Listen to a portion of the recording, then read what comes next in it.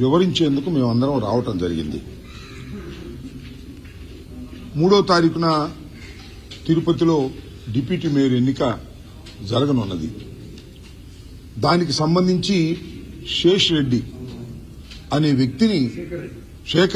వ్యక్తిని ఒక కార్పొరేటర్ని మేము డిప్యూటీ మేయర్ అభ్యర్థిగా ప్రకటించడం జరిగింది. ఇంకా నామినేషన్ కూడా వేయలే.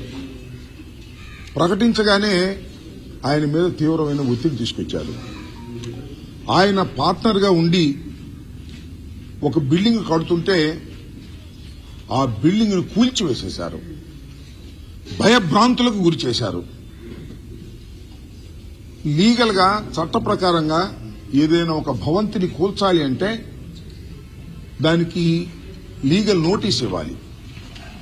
కానీ ఏ విధమైన నోటీసు లేకోకుండా దారుణంగా దుర్మార్గంగా పోలీస్ బందోబస్తును పెట్టుకుని ఆ బిల్డింగ్ ని కూల్చివేసి నువ్వు డిప్యూటీ మేయర్ గా పోటీ చేయడానికి వీల్లేదని, ఇంకెవరైనా ఉంటే వారిని కూడా ఈ విధంగానే చేస్తామనేటువంటి మాట మాట్లాడుతున్నారు.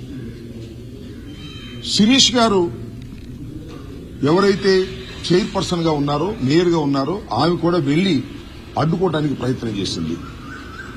ఆమెను కూడా లెక్క చేయకోకుండా ఈ రకమైనటువంటి దారుణానికి పాల్పడుతున్నారు. నేను ఇక్కడ చెప్పదలుచుకున్నది ఏమిటంటే, చంద్రబాబు నాయుడు గారు రాజ్యసభ సభ్యుల్ని, మెంబర్ ఆఫ్ లెజిస్లేటివ్ కౌన్సిల్ని ఎవరైనా పార్టీలో చేరతామంటే ఆయన ఏం చెప్తున్నాడంటే బహిరంగంగా రాజీనామా చేసిరండి, మేము చేర్చుకోం, రాజీనామా చేసి వస్తేనే మేము చేర్చుకుంటాం అనేటువంటి మాట చాలా సందర్భాల్లో మాట్లాడారు.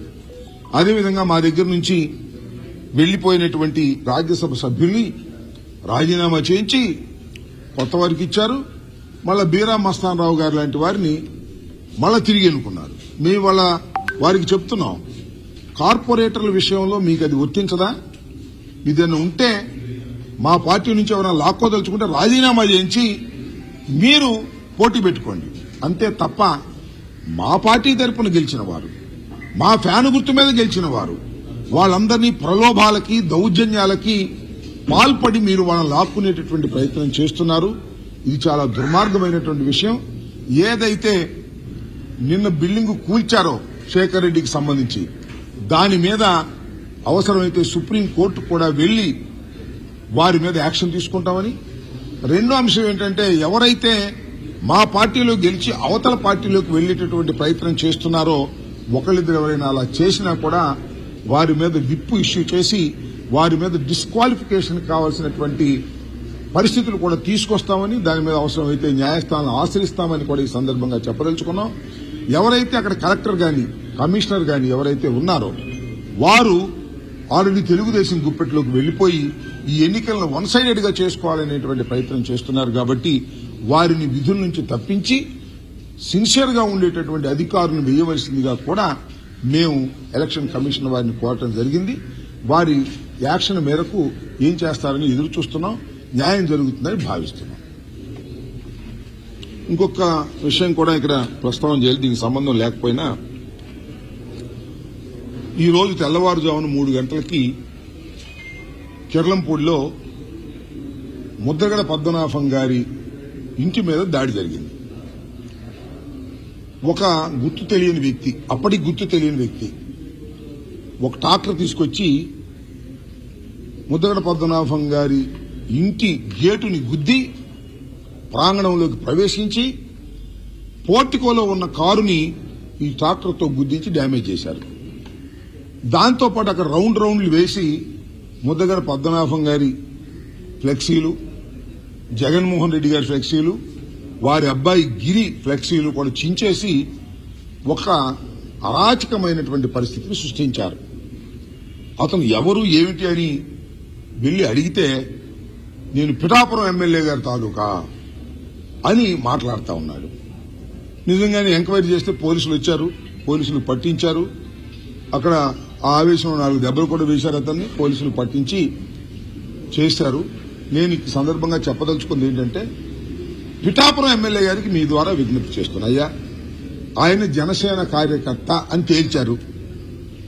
ఆయన కూడా నేను పిఠాపురం ఎమ్మెల్యే గారి తాలూకా అని చెబుతున్నారు. ఇలాంటి దౌర్జన్యాలను మీరు ప్రోత్సహించడం సమంజసం కాదు. కాబట్టి తక్షణమే పిఠాపురం ఎమ్మెల్యే గారు, డిప్యూటీ సీఎం గారు, జనసేన అధ్యక్షులు తక్షణమే దీని మీద స్పందించాలా. మీకు ముద్దగడ పద్మనాభం గారంటే గిట్టకపోవచ్చు. ముద్దగడ పద్మనాభం గారు వైసీపీకి ప్రచారం చేయొచ్చు, మీకు వ్యతిరేకం చేయొచ్చు. అయితే ఇలా జనసేనకు సంబంధించినటువంటి వ్యక్తులు ఇంటి మీద దాడి చేయటాన్ని మీరు ఖండించకపోతే ఈ ప్రజాస్వామ్యంలో మీరు దౌర్జన్యాలను ప్రోత్సహించేటటువంటి వ్యక్తిగా ముద్రపడేటువంటి అవకాశం ఉంది. తక్షణమే డిప్యూటీ సీఎం గారు, జనసేన అధ్యక్షులు దీని మీద నోరు విప్పి చెప్పవలసినటువంటి అవసరం ఉందని ఈ సందర్భంగా నేను చెప్పదలుచుకున్నాను. ఇలాంటి సంఘటనలను ప్రజాస్వామ్యంలో అందరూ ఖండించాలి. నివాసాల మీదకి వెళ్లి దాడులు చేసేటటువంటి పరిస్థితి ఇవాళ మీరు కల్పిస్తున్నారు. దీనికి కూటమి ప్రభుత్వం బాధ్యత వహించవలసిన అవసరం ఉంటుందని, ఎవరైతే దాడికి పాల్పడ్డారో వారి మీద పోలీసు వారు కఠినమైన చర్యలు తీసుకోవాల్సిందిగా